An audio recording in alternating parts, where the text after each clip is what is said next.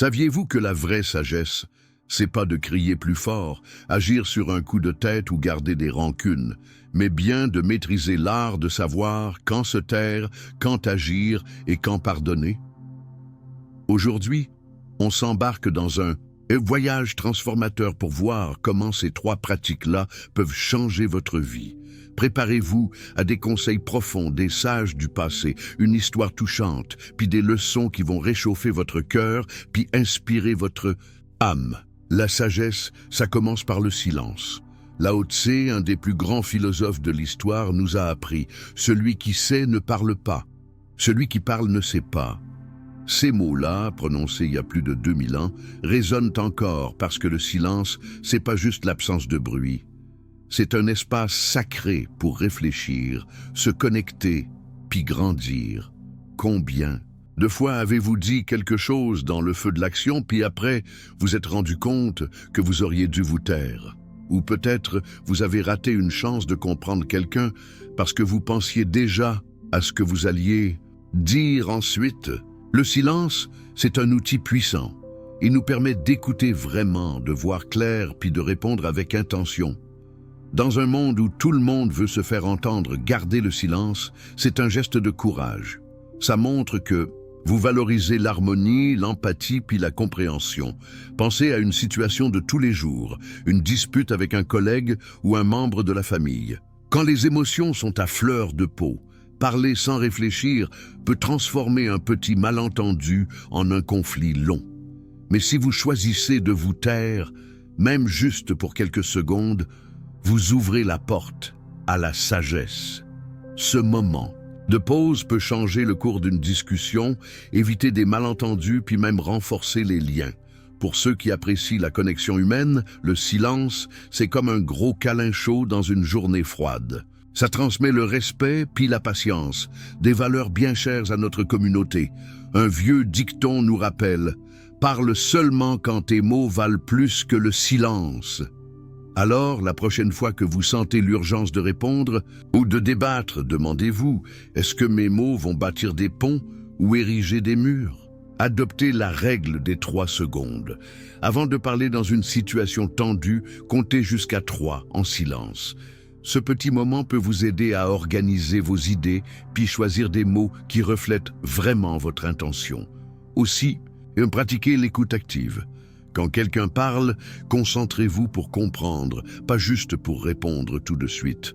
Le philosophe grec Épicure disait « On n'a pas tant besoin de l'aide de nos amis, mais de la confiance qu'ils vont nous aider quand ça va être nécessaire. » Souvent, cette confiance se construit dans le silence, la capacité d'être là sans avoir besoin de remplir l'espace avec des mots. Si le silence est la racine de la sagesse, l'action, elle, la fait fleurir. Confucius, un des plus grands sages de l'histoire, nous a enseigné « L'homme supérieur agit avant de parler et après, parle selon ses actions. » La sagesse, c'est pas juste réfléchir profondément, c'est avoir le courage de transformer ses pensées en réalité. Combien de fois avez-vous eu une idée brillante, mais vous l'avez gardée pour vous par peur, doute ou procrastination? Peut-être que vous rêvez de commencer un projet, améliorer votre santé ou renforcer une relation, mais quelque chose vous retient. Agir avec sagesse, c'est reconnaître le bon moment pour faire le premier pas, même petit. L'action sage, c'est pas impulsif, c'est intentionnel, aligné avec vos valeurs puis votre but. Pensez à quelqu'un que vous admirez, un leader communautaire, un entrepreneur ou même un membre de votre famille. Ce qui rend ces personnes spéciales, c'est pas juste ce qu'elles pensent, mais ce qu'elles font. Elles agissent, même avec des doutes, parce qu'elles savent que le changement commence par un pas. Par exemple, imaginez que vous voulez améliorer votre santé physique. L'idée de se mettre en forme peut paraître écrasante, mais la sagesse, c'est de commencer petit. Une marche de 10 minutes par jour, un repas plus équilibré. Chaque petite action bâtit la confiance et la confiance nourrit d'autres. Action, c'est comme une boule de neige qui grossit avec le temps, transformant les rêves en réalité. On va vous raconter l'histoire de Maria, ça va vous réchauffer le cœur puis inspirer votre âme. Il était une fois, dans une petite ville entourée de forêts puis de rivières, une femme nommée Maria, connue pour sa générosité. Maria s'occupait de tout le monde autour d'elle, famille, amis, voisins, mais avec le temps, elle a réalisé qu'elle était épuisée. Elle avait plus d'énergie pour elle-même et sa santé puis sa joie en souffraient. Un jour, en rangeant des photos anciennes, elle a trouvé un mot de sa grand-mère, une femme sage qui disait toujours « La sagesse, c'est de savoir quand dire oui à soi-même ». Inspirée, Maria a décidé d'agir. Elle a commencé à se réserver 1 heure par jour. Parfois, elle lisait un livre, parfois elle marchait au bord de la rivière. D'autres fois, elle restait juste en silence, appréciant la paix. Au début, elle se sentait coupable de prendre du temps des autres, mais elle a vite compris qu'en prenant soin d'elle, elle avait plus d'amour puis d'énergie à donner. Sa décision a inspiré sa communauté. Des amis ont commencé à adopter des petits rituels d'auto-soin, puis même ses enfants ont appris à valoriser l'équilibre. L'histoire de Maria nous montre que la sagesse dans l'action, ça demande, n'aime pas des gestes grandioses. Des petites actions faites avec intention peuvent créer une vague de changements positifs, pas juste pour vous, mais pour tout votre entourage. Choisissez un domaine dans votre vie qui a besoin de changement. Écrivez une action précise puis réalisable que vous pouvez faire aujourd'hui. Par exemple, si vous voulez améliorer vos finances, commencez par mettre 10 $ de côté par semaine. Si vous voulez apprendre quelque chose de nouveau, consacrez 15 minutes par jour à un cours en ligne. La clé, c'est de commencer petit, puis d'être constant. Aristote disait « Nous sommes ce que nous faisons de façon répétée. L'excellence, donc, n'est pas un acte, mais une habitude. La sagesse, c'est de transformer ses intentions en habitudes, un pas à la fois. Maintenant, on arrive au pilier le plus difficile, puis peut-être le plus libérateur de la sagesse, le pardon. Nelson Mandela, icône de résilience puis de compassion, disait « Le pardon libère l'âme, enlève la peur. C'est pour ça que c'est une arme si puissante. Pardonner, c'est pas oublier la douleur ou faire semblant que rien s'est passé, mais choisir de se libérer du poids du ressentiment. Combien de fois t'es-tu surpris à ruminer une vieille blessure? Peut-être que quelqu'un t'a profondément fait du mal, un ami, un collègue ou même un inconnu. Peut-être que tu portes la culpabilité d'erreurs que t'as faites dans le passé. Le ressentiment, c'est comme une chaîne qui nous garde attachés à la douleur. Pardonner, c'est lâcher cette chaîne, pas pour faire plaisir à l'autre, mais pour retrouver ta paix intérieure. Pardonner, c'est tough. Ça demande de la vulnérabilité puis une force intérieure incroyable. Pour plusieurs, ça a l'air d'un signe de faiblesse, mais c'est tout le contraire. Pardonner, c'est un acte de courage, un cadeau que tu te fais à toi-même. Quand tu gardes de la rancune, c'est comme traîner un sac à dos plein de roches. Plus le temps passe, plus c'est lourd.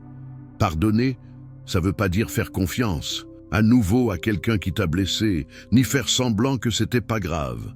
Ça veut juste dire que tu choisis la paix au lieu de rester pris dans la douleur. Tu décides que ton passé ne dictera pas ton avenir. Pense à une situation dans ta vie. Peut-être que quelqu'un t'a trahi, ou peut-être que tu te blâmes pour une mauvaise décision. Le pardon, c'est la clé pour aller de l'avant. Ça efface pas le passé, mais ça ouvre la porte à un futur plus léger où tu peux reconnecter avec tes valeurs et tes rêves. Bouddha disait « Garder de la colère, c'est comme tenir un charbon ardent dans ta main avec l'intention de le lancer à quelqu'un, c'est toi qui te brûles. Pardonner, c'est lâcher ce charbon-là, puis choisir la liberté émotionnelle au lieu du fardeau du ressentiment. Essaie un petit exercice d'écriture thérapeutique.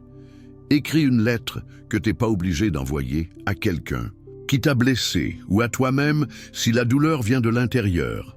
Raconte comment tu t'es senti, puis termine avec une phrase de libération comme « Je choisis de laisser partir cette douleur pour vivre en paix ». Tu peux brûler la lettre ou la garder comme symbole de ta décision de tourner la page. La vraie sagesse, c'est d'apprendre à balancer le silence, l'action et le pardon. Ces trois piliers sont comme les pattes d'un trépied. Chacun est essentiel pour vivre une vie pleine. Sans le silence, on agit sans réfléchir. Sans action, on reste pris dans nos rêves non réalisés. Puis sans pardon, on transporte des poids qui nous empêchent de grandir. Imagine une situation réelle dans ta vie, peut-être un conflit au travail, un défi familial ou un objectif personnel. Comment peux-tu appliquer ces trois piliers? Silence. Avant de réagir, prends un moment pour réfléchir.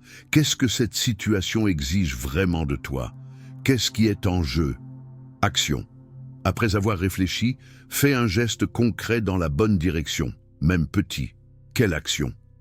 Est aligné avec tes valeurs? Pardon, libère tout ressentiment qui te retient. Comment peux-tu te libérer pour avancer? Cet équilibre, c'est ce qui sépare une vie réactive d'une vie sage. Comme disait Aristote, nous sommes ce que nous faisons de manière répétée. L'excellence n'est donc pas un acte, mais une habitude. La sagesse se construit avec des choix quotidiens, des pauses bien placées, des pas courageux et des gestes de pardon. Mettons que tu as un collègue qui t'interrompt tout le temps. Plutôt que de réagir avec frustration, utilise le silence pour comprendre son intention.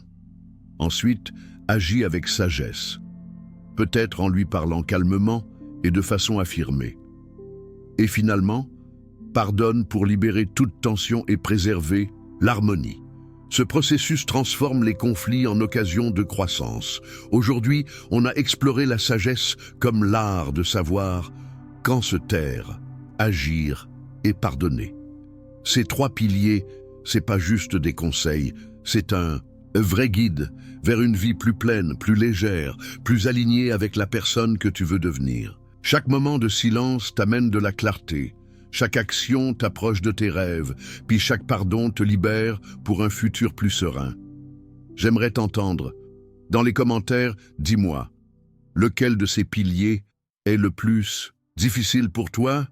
Ou partage une histoire où le silence, l'action ou le pardon a transformé ta vie. Si cette vidéo t'a touché, laisse un j'aime, abonne-toi et active la cloche pour rien manquer de ce qu'on va partager. Ensemble, on bâtit une communauté de sagesse, de croissance et de connexion. À bientôt.